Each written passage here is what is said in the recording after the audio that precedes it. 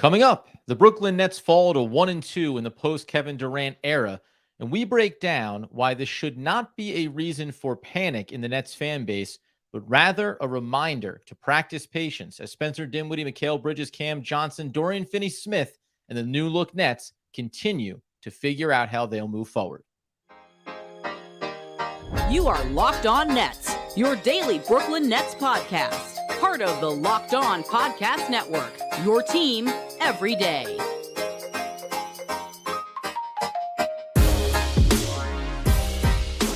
Brooklyn, yo. Yes, my friends, it is the Locked On Nets podcast right here on the Locked On Podcast Network. It's your team, the Brooklyn Nets, every single day. Over there, you're going to find Doug Norrie, owner-operator of DFSR, for all your daily fantasy sports rankings. From DraftKings to FanDuel, he's got you covered. I'm Adam Armbrecht, breaking down the New York Football Giants all off-season long with my boy Andy Mack on the One Giant podcast. We thank you for making us your first listen of the day, free on all those great platforms. And let you know that this episode is brought to you by FanDuel Sportsbook, official sportsbook of Locked On. Make every moment more. Visit FanDuel.com/LockedOn today to get started. And Doug, where we get started is, I think, trying to pull some of the fan base back into no need to panic. It is a loss, but you and I assumed this was going to be a part of the journey after you trade away Kyrie Irving and Kevin Durant and bring in a lot of new players for Jacques Vaughn to work out.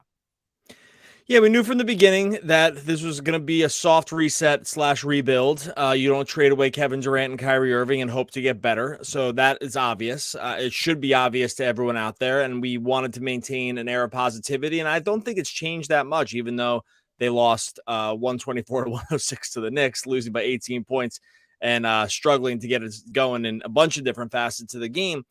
But you really just have to be out there. I know you're out there right now thinking to yourself, this is rough because it's really hard to go from the expectations that you had with KD and Kyrie, or especially when you aggregate all the seasons together of expectations and have it kind of just be out the window in the span of, a couple of days. But this isn't going to be what's part of it. And I think that resetting expectations around the Nets team is probably the key to probably sanity going forward for Nets fans. We're out there. We're in the streets. We're making sure that we're watching the team every night and want to take the good parts away from these guys. And I think there are parts of the game that, are positive for the Nets.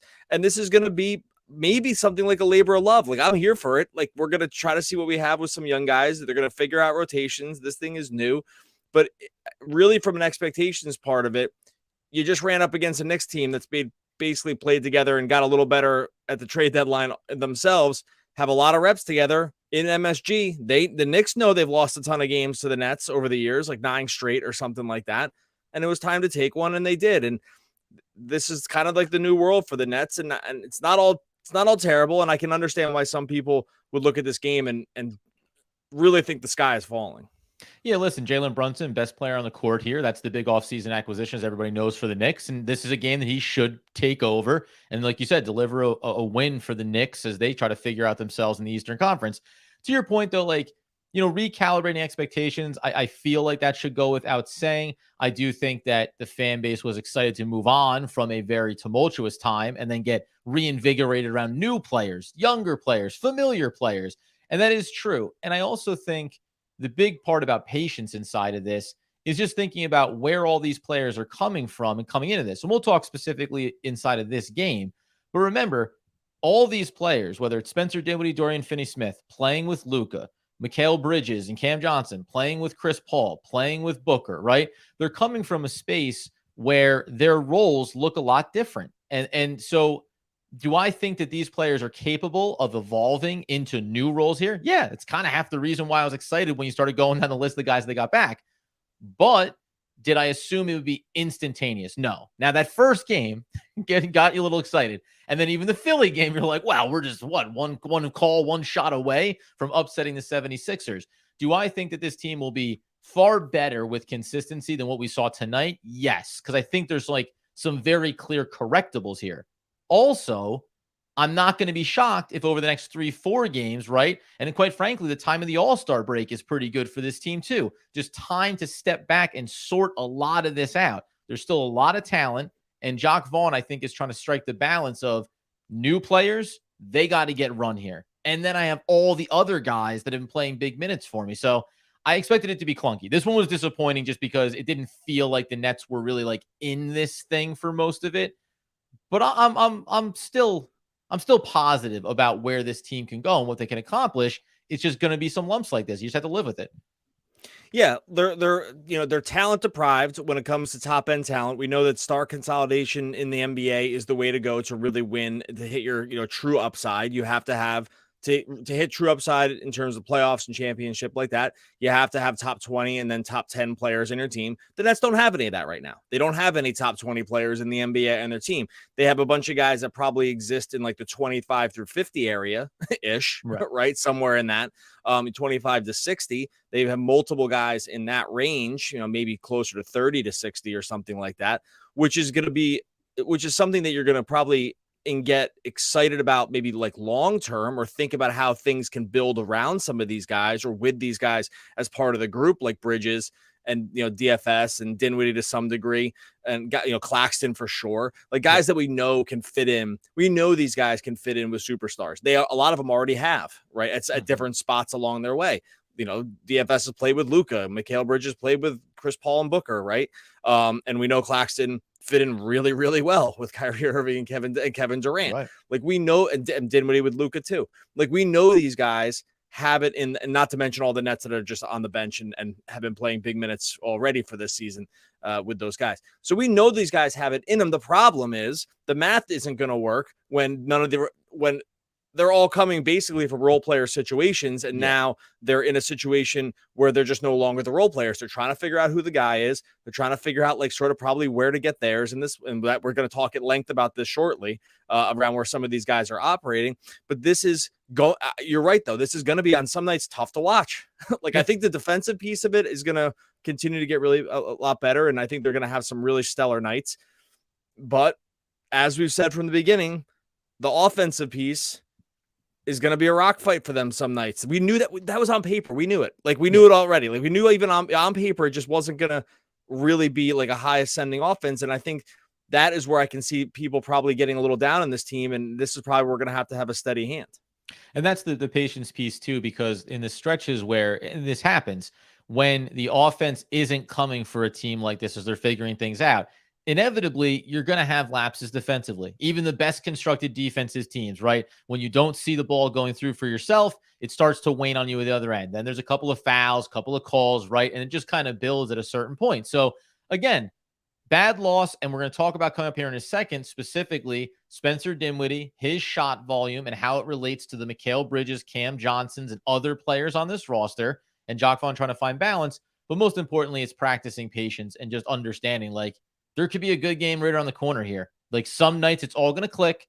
Other nights you're going to see some of the growing pains, and that's okay. But we'll dive in on Spencer Dinwiddie here coming up next.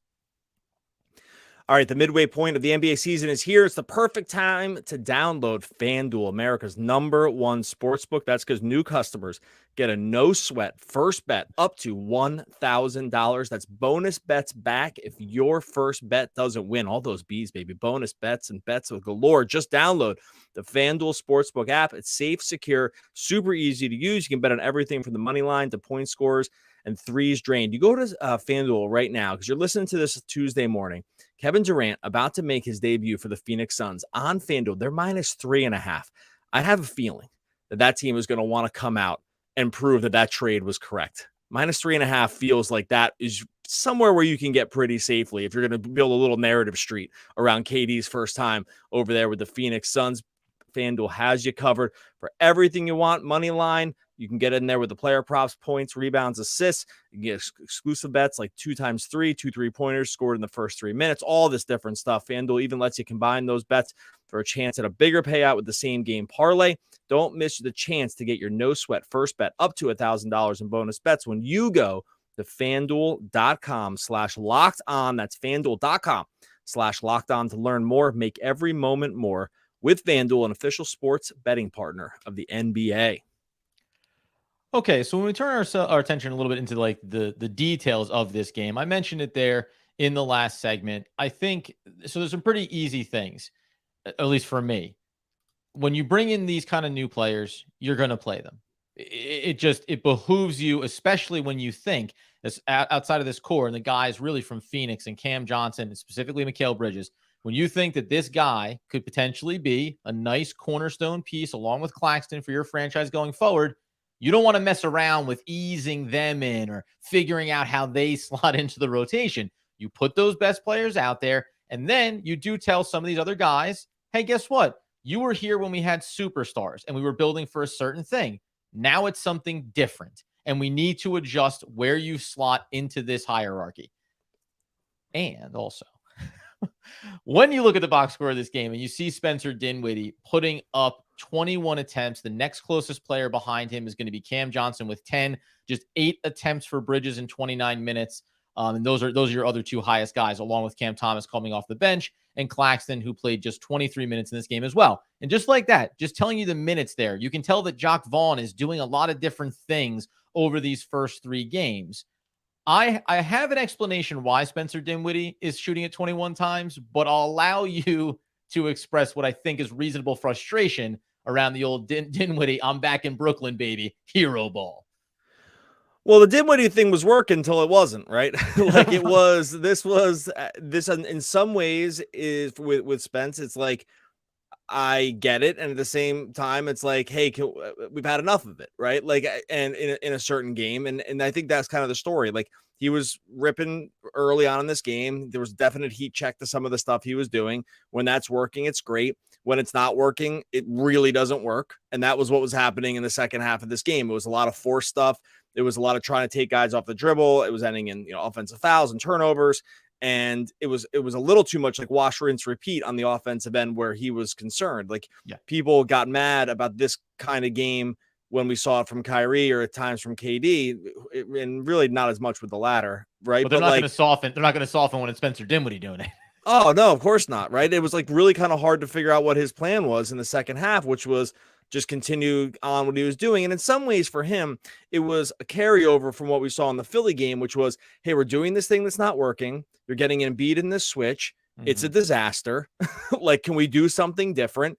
And there just didn't seem to be any ability to pivot out of these offensive sets. And we saw that again tonight. And that's why with him, when he's going to be on ball and like a dominant ball handler, if he's taking twice as many shots as the next closest guy on your team, you're going to lose. Like, it's really actually not anti him. It's like more schematic. Like, they have to figure out new ways for this not to be the case. I trust that will be the case, but I can tell you right now, if I wouldn't have to watch a second of the game, which we watched the whole thing, none of us would have to watch a second. If you said Spencer Dinwiddie has twice as many shots as the next guy on the team, we're probably like, it's the game did not go the way you want. Did not go like, right. And it's not him. He's just in a role that's probably ill-defined for him. And that's where I agree with you. And that was my takeaway because, Spencer Dinwiddie, I think it's out of default right now. Right now it's out of default. And this is kind of, it's funny because we'll talk about in the third segment a little bit more on say Cam Thomas and just some questions that we're curious to see where Jacques Vaughn goes from here.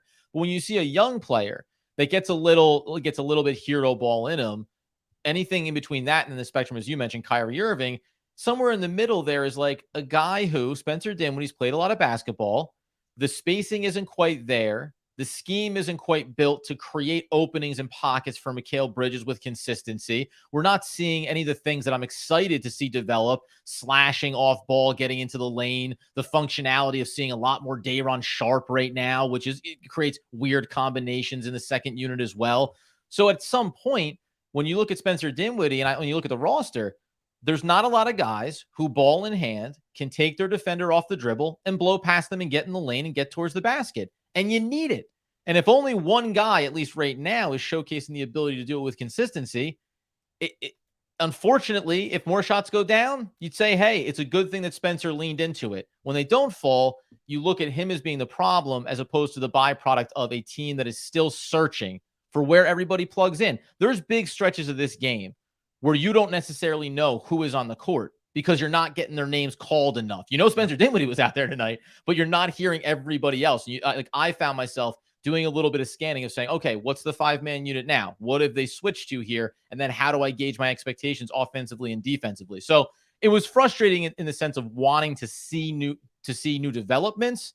But again, 3 games. So I didn't have that expectation. It is hard to pause that when you see this game from Spence.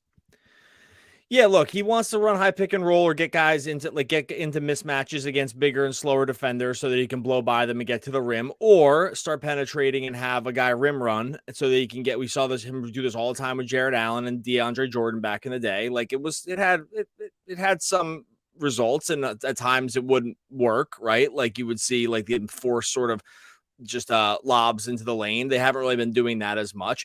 They're going to have to shift some of this. I'll interrupt you for the first time on the podcast ever in the history. He took a third of the 3-pointers for the team as well. Like took 10 3-point attempts, which he's really been into since coming into Brooklyn here. But just another indicative thing too of like, you can lean into a better area of your game, and Spencer was willing to lean into like all of the areas equally in a negative outcome.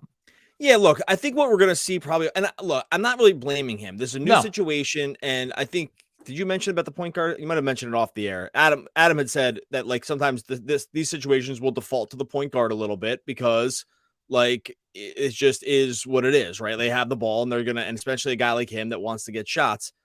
Like that's just what's going to happen. Yeah. I think hopefully what you'll see from this team with him specifically is running 2-man action, like him and Bridges, like where Bridges is a screener, like that. They did this a couple times where he was the screener, a couple times like you see Bridges make some Iverson cuts across the court and like got him into some nice situations, like sort of baseline. It just wasn't enough of it, right? Like we're just not getting enough of these actions. And I don't know if there's some like just time on task that they need to have together, where everyone's role is a little different. They are going to have to start doing these things though. Like they're going to have, it can't just be Claxton or Draymond or Day'Ron come up for a screen. Dinwiddie gets a switch. It's 10 seconds left in the shot clock now. Yeah. And now we're kind of heaving up, or we're kicking to somebody else who's going to throw a heave up. Like that happened way too much over the last 2 games. I do think we'll get some change in that, but especially with Dinwiddie, there's going to have to be a specific call to do it, right? Like we're going to have to get some, like it's going to have to be made to happen because there's just been too much of that defaulting offense. And this is why one of the reasons why they've scored like no points in the last 2 games is because there's just not enough creativity on offense. And by the way, just to round out, Dinwiddie's stat line, got to the line 9 times in this game and knocked down every single one of them. And that is if I didn't mention it in the podcast, the idea of when it defaults to the point guard again, because he can penetrate, he can attack, he can draw fouls, get to the line, easy points, free points. And you need someone that's willing to do that. And sometimes you get the negative byproduct as well. I want to also let me say one more thing about that. Like, I want to be really clear here too. Really, this isn't anti-Dinwiddie. He's the poster child for the issues right now. It's not him though. Yeah, it's mostly it's damned if you do, damned if you don't. Like, I don't think they have tons of other great options. I'm still surprised we didn't see as much Cam, although I think we've seen some problems in his game too in this situation, right? Like, and so I don't think there is like this any great solution necessarily in the short term, except for just getting more reps and getting more used to like what these guys can do. Again, we knew this was going to be the case. We said it right away. We're like, this team is going to have the ability to really dial it up defensively against certain teams. And it's going to be interesting to see where the scoring comes from because we just know that that's going to be the case. And I just really want to be clear that it's not really anti-Dinwiddie. I kind of get it, but this is just what's going to happen unless something changes. And I do believe we're going to see a change. And so coming up here in a second, we'll do 2 things. First, I want to just highlight Mikal Bridges' stat line in this game and just touch on a little bit about where I think that can grow as things get a little more balanced. Then we'll also discuss the interesting comments from Jacques Vaughn around Ben Simmons, his role after the big trades went down with the superstars, and how Cam Thomas can benefit potentially from playing with Spencer Dinwiddie in the backcourt. All right, before we get to that, I'm going to tell you about our friends over at LinkedIn Jobs. If you're a small business owner or hiring manager, you know that success in 2023 all depends on the team members you surround yourself. Maybe you need, sort of just a distributing guard over on your team. Maybe you could use, another 3-and-D wing. Let's have enough of that. So the player pool is going to get lessened out. LinkedIn Jobs is going to help you figure out how to figure out and get and hire the qualified candidates more efficiently by matching open roles with people who have the skills, values, and experience to help you achieve your goals. LinkedIn Jobs helps you quickly attract qualified candidates to your open jobs with targeting tools. It's going to go beyond the resume data. It's going to use insights from your post. It's going to match you up with 875 million member profiles. Match you up and then really dial it in. Identify the most qualified candidates on LinkedIn Jobs and connect to them fast and for free. LinkedIn Jobs makes it easy to screen and rate applicants based on your job qualifications, all on one platform. If you're trying to achieve your goals in 2023, if you're trying to find that right team member to help you do that, you have to go to LinkedIn Jobs. LinkedIn Jobs helps you find the qualified candidates you want to talk to faster. Post your job for free at linkedin.com/lockedonnba. That's linkedin.com/lockedonnba to post your job for free. Terms and conditions apply. All right. So as we dive in here on Ben Simmons, I just quick shout out to everybody over in the YouTube live. Thanks for showing up. Win or lose, rain or shine. This is what we're here to do on the post game. So we really appreciate it. And we'll obviously be sticking around when this one wraps to talk a little bit of the Brooklyn Nets with you all as well. But before we hit Ben Simmons, I will just say, like, if you want to dream a little dream or find a silver lining just around these first few games, Mikal Bridges plays 29 minutes, just 2 of 8 from the field, but 5 rebounds, 3 assists, had the block, did some nice things defensively. There was a really fun sequence for me a couple of times in this game. One was with Bridges under the basket with Claxton defensively, where Bridges essentially brought his man around and then Claxton came over. Did it again with Dorian Finney-Smith and Claxton, where you can like start to dream on these combinations and how they can make things really difficult for the opposition. And we knew that coming in, but you're seeing these glimpses. I do think that I was surprised. I don't want to say surprised, but pretty passive from Mikal Bridges at, this early on in the process of getting acclimated. It is a reminder, again, that things do default to point guards more often than not, but I would like to see this transition of like ownership. If all indications are the Brooklyn Nets specifically demanded Mikal Bridges in the trade and specifically rejected an opportunity to pass him through for additional draft capital, then in their minds, they believe that he can be the centerpiece to whatever they're going to be over these next handful of seasons. So Spencer Dinwiddie returning to Brooklyn and being like the emotional leader, which he 100% is. Like everyone knows him, they're familiar with him. He's leading that charge. I do want to see over the next couple of weeks, right, going forward, I would like to see this transition of power where Mikal Bridges is the face of this new team and everyone else is there to support his efforts in certainly more of a group effort. He's not a superstar, but that's what I think the hierarchy should be. And I'm fascinated to see how that unfolds here. Yeah, 8 shots does feel like a total outlier here. Yeah. I don't think that's going to be the normal. I think, 15 shots a game is probably around where he lands. I think this is just one of those games for whatever reason. It just wasn't happening. I mean, their pace is always going to be a little slow with these units. They really weren't running dedicated actions for him. I think we're going to see that change as well. He's not going to take a lot of guys off the dribble, but he can get into the mid-range. He has a really high release, so he can actually rise up and fire over smaller defenders or even like same size defenders with a smaller wingspan. So I think this is like this one. I'm not really taking a ton of judgments out of this one. I just think we have enough of a sample size, even just like in the non-Booker minutes with him, where it's going to be better. Now, I will say the one difference in the non-Booker minutes is when you have Chris Paul as a floor general, it's much different than Spencer Dinwiddie or Cam Thomas or these other guys. Like Chris Paul's one of the all-time masters at figuring out, where to get you into your best spot. The Nets don't have that equivalent anything close. So these shots probably will look worse. But I do think the 8 shots is like, I wouldn't be shocked for 29 minutes, 8 shots. Like this is his lowest output as a net, right? Like I just think that that's just not going to be the case. And yeah, he's going to have to really, for this trade to even have a chance to not be a disaster, and it has very high disaster risk on it. Like that's just anytime you trade Kevin Durant away, the chance that your trade is a disaster is high, right? Like Bridges has to be the guy. Like he has to be a top 25 player. Yeah. At least like going forward for it not to be a total disaster. And I think he has that. I think he has that part of his game. I think we have enough to see that that's going to be the case. This clearly wasn't it, but I'm not really worried. I'll tell you right now, I'm way more worried about some of the other guys on this team. Like Bridges is just not one of them. Yeah, and it's funny too. So let's hit the Ben Simmons piece here, and then I'll pose the Cam Thomas question as we get towards the back end. The other part that's going on inside of these games since the trade is that Ben Simmons has gone from being in the starting unit to coming off the bench, and then also coming off the bench in reduced minutes in certain games here. Tonight, he comes in for 13 big minutes, 2 points, 3 rebounds, 2 assists. Quite frankly, the Nets look like they were predestined to lose this game when you were watching it in totality. And also when Ben Simmons came in, everything started to fall apart. There was a lot of weird sequences offensively where he got in underneath the basket and dumped it off to Nicholas Claxton, literally dumped it off to him facing two defenders in front of him, 3 feet outside on the baseline when Ben Simmons was effectively there for a dunk. The defensive piece of it has always been pretty good for him there.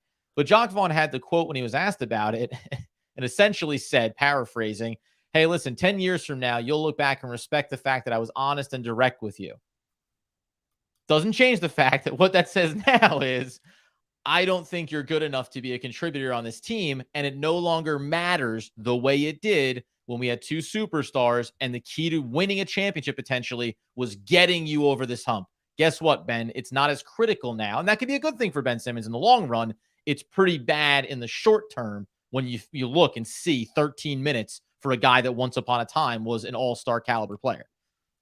Yeah, man, this is rough. This is a rough scene. I have a comment on this, but real quick. Do you think he plays more than 15 minutes a game from here on the rest of the season? Do you think he averages more than 15 minutes a game? That's where I set the over-under. No, probably not, because I think if everything that we've talked about to this point of the episode about figuring out combinations, running actions, making it work on both ends of the floor, I cannot see the world where he figures it out to a point enough where you don't feel like you're dragging down or especially offensively, stagnating the offense in a way that they cannot afford to be the case right now. Yeah, this is tough. This is a really bad situation with him. I hope it's just physical. I don't hope anything. I hope he's fine, but I hope it's correctable. I hope it's correctable, I should say. Like, and I meant when I said I hope it's physical, I meant like that feels like healing can heal this, Mm-hmm. right? Like if like everything gets better and he feels more confident with the body, then I think that there's a chance. Right now, those comments from Jacques Vaughn, code word for he didn't like it, and this is a bad situation. Like that feels like that's code word for like he does not like the situation, and this is bad, right? And the body language is terrible. The play tonight in the few minutes that he played was passive and bad, and look, you're almost never going to spend time on a podcast or anywhere talking about a guy who plays 13 minutes as a key part of like what a future for a team is like. Yeah. Unfortunately, that's where they are with the Nets are with Simmons. And maybe we'll talk about this at a longer podcast because, we're coming up against it here. But like this situation, man, maybe we'll just talk more tomorrow. But I think that this situation could end up like somewhere like what happened with him in Philly. I don't think it's likely, but you have to put it on the table. These Vaughn comments, the no minutes, out of the rotation, minutes decreasing. I don't know. It's sort of like what we used to say with Kyrie. It's like, do I think it's going to happen? Like where he sits out, it's like, no, but he's already put on the table that he will. Yeah, right. Yeah. And when you signal, is Kevin Durant going to ask for a trade? I hope not. But he did once, right? He did once. So that means it can happen again. This is where you have to put these things on the table with a guy like Simmons. Is like, man, we've seen this story once where he was super unhappy with the situation. If these words from Vaughn aren't veiled, I don't even think they are. I don't know, man. Could this get really bad? It could. I don't know. This is bad. Like he's kind of just on his way out of the rotation. Yeah, so we'll have a little bit of this Cam Thomas conversation into the post-podcast episode, and we'll talk about it throughout this week too, because I think these things are actually a little bit all connected. And I'll close out my thoughts on Ben right now with the irony that he is a really high-level passer, and he has the defensive value. He actually could be one of the things that helps unlock Mikal Bridges and Cam Johnson and all these new pieces they've brought in. But if the consistency isn't going to be there, and if the frustration is there for him, then I think you're talking about a disconnect of a player who has not shown it since being in Brooklyn that he's capable of playing at that high level, yet still has some of the baggage as if he is that guy. So it'll be fascinating to watch. At least the pressure from a Nets organization standpoint is off for the remainder of this season when it comes to him. Yeah, I think this will be probably one of our key talking points going into the All-Star break and through the All-Star break is just where this team is going to land. I think we'll learn a little new bits. I think every single game, I think I'm getting choked up by this Ben Simmons thing. I think this will be a few months of just kind of learning about where this team is and where these guys are. But this Simmons thing, when he makes this much money, you have to talk about it. Like that's just where it is when the contract's like this, and it's a thing you're gonna be a talking point for better or for worse. So I think that's just where we are. We'll get into it a little more later. Later on in the week, if you are hanging around YouTube, make sure you hang around. While you're waiting for the rest of this, for all these podcast people that for some reason are not on YouTube, I do not know why, but so just bear with us here. YouTube, if you're in the chat right now, go hit like and subscribe on YouTube. Get us to 5,000. If you are listening to the podcast, make sure you go over to YouTube, hit like and subscribe, set those alerts. We're coming live multiple times a week, but pretty much after every game. Be part of the group that is climbing the charts. I'm just getting stumbled over this last part of it, buddy. Climbing the charts over on YouTube. Like and subscribe. Locked On Nets YouTube. I seen a guy once that threw a ball like that. I mean, not that bad, but at least so bad that he had to move down to the 4th grade because they were going to nickname him Bloomers. That's Squints from Sandlot. One of the all-time great poets, ended up marrying Wendy Peppercorn. We will be back again tomorrow talking more Brooklyn Nets basketball. All right, it's the post-podcast podcast. Shout out to everybody. We always say after losses, especially after deflating ones, sometimes it's hard to get the energy up to come over to YouTube. Not for us. We're always dedicated. I'm always buzzing. But we appreciate everyone that shows up. At Locked On Nets, if you have a question, if you want, I already see some nice little Ben Simmons mentions getting thrown in there, which should be fun. Let's kick it off with Haybla here, who's been, man, you've been coming in just early and often on these, which I always love. Do you think they should feed Claxton more when he has the mismatches on guards or smaller players? I mean, me personally, I think everything that they do going forward should be about continuing to expand Nicholas Claxton's game. I do think that the one thing they want to safeguard against is not now taking all of the positive that Claxton has built up this season and start saying, and now even more. Now start shooting mid-range jumpers, buddy, because we're going to need it. So there is that part of it. I don't know if you agree that like steady is the growth over the rest of this season. Steady is the progress, as opposed to feeling like you need to force someone to do something additional, especially guys that are already having success. Yeah, I think for guys like him that had kind of like had a game that got built up on look, basketball, this is not any news, is way easier for these guys when you have the all-time best players playing alongside you. If you are already predisposed to like be good defensively, rim run, just kind of catch lobs, get stuff around the basket because you've just like been able to shed your prime defender because they're running blitzes the other guy.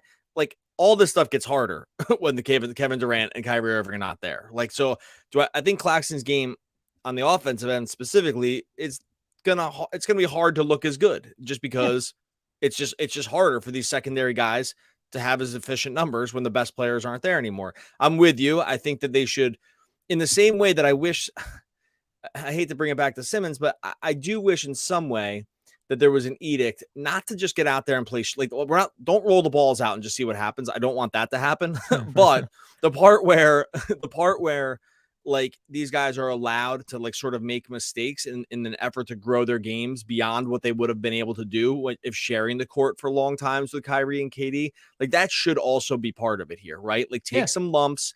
Yep. We're not playing pickup, but you are allowed to do some things that maybe you weren't going to do before when we were trying to go for seeding and win a championship. Like, and I do think Claxton falls into that category.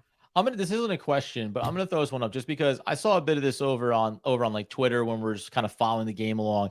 The only way that the team actually develops into something decent is with a new coach, like Ime Udoka or someone, I'm assuming that says Vaughn has run his route.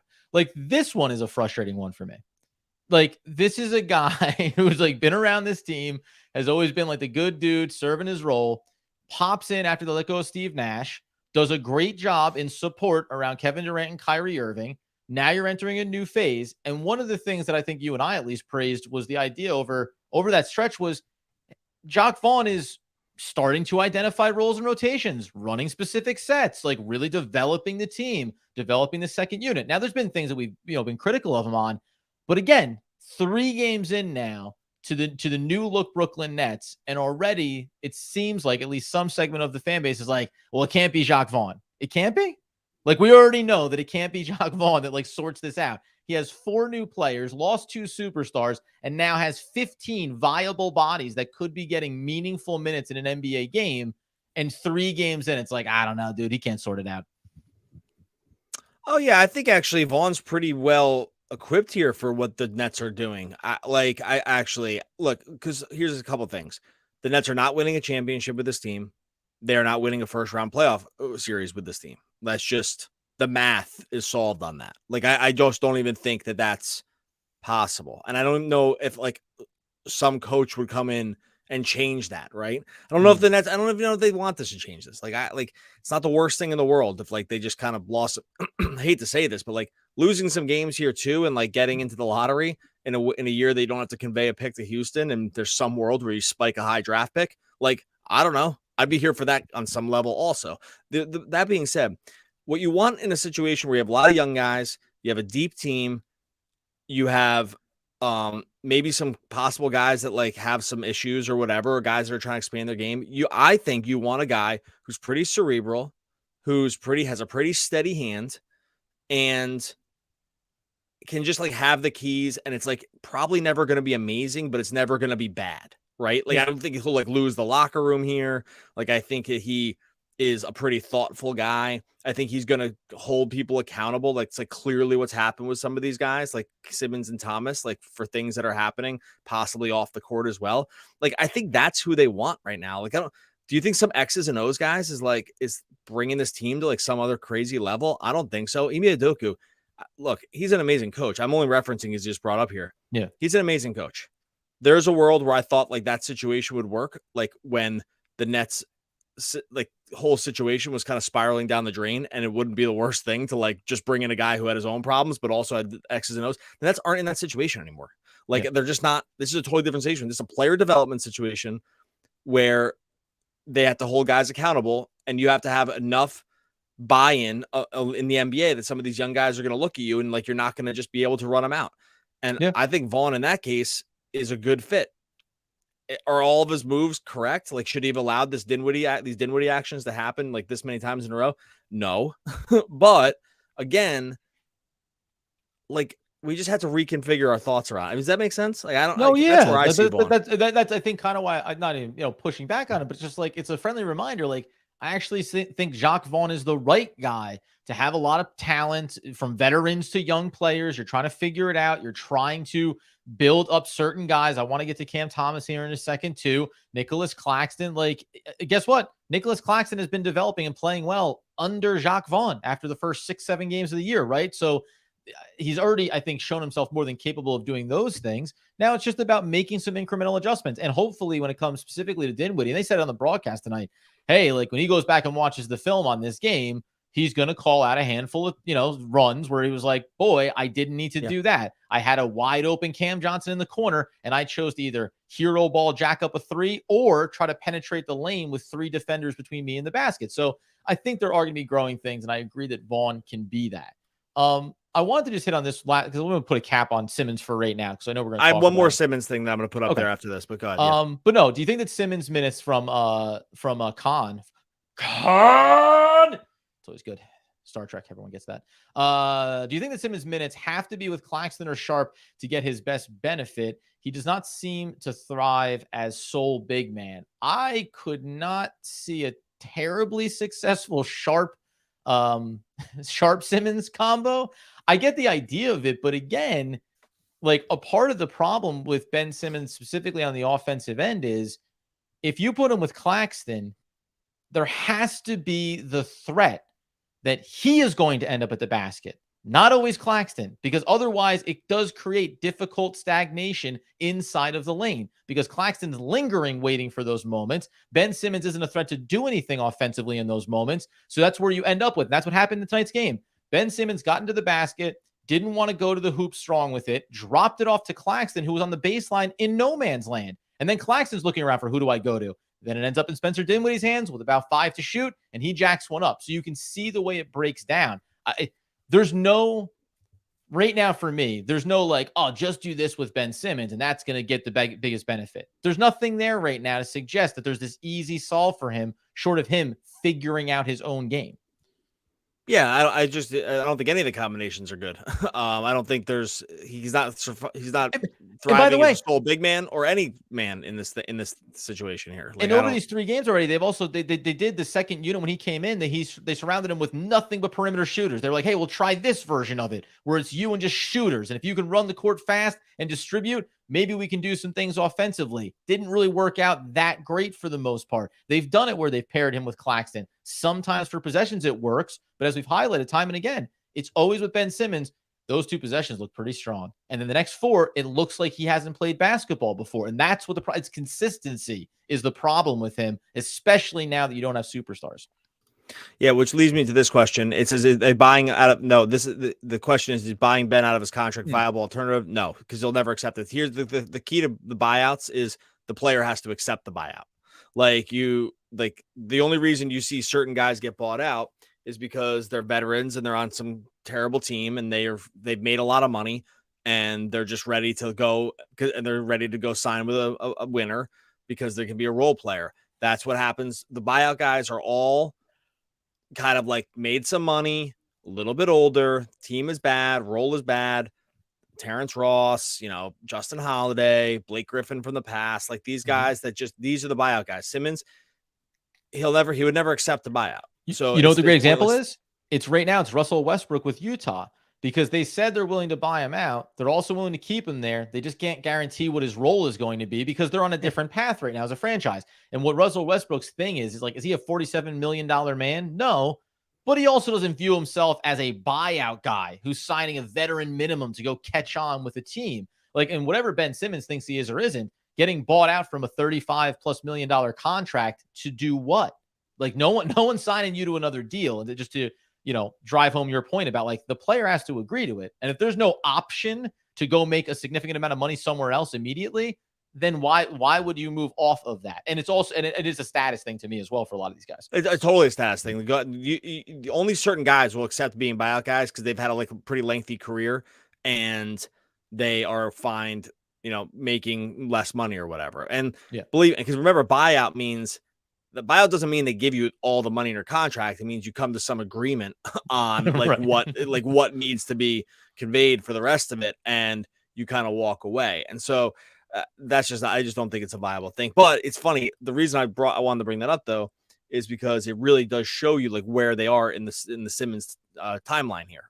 When this is even being brought up as a question, like it really signals the big part of the problem as more than whether it's a viable move, which it's not.